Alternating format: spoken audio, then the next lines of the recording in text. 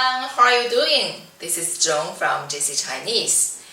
And in this video, let's talk about how to say New York in Chinese. There are also two Chinese characters.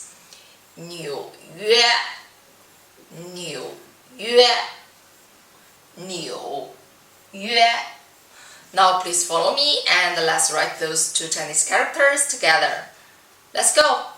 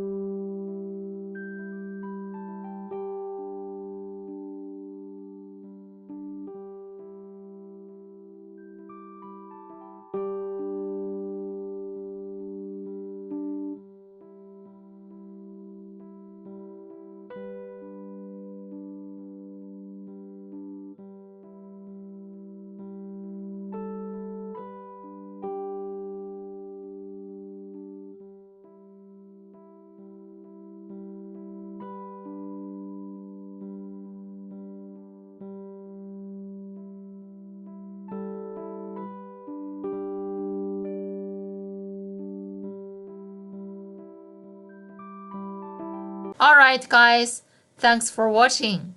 If you like our videos, please give us a thumbs up and hit subscribe below. Thanks again. 感谢观看。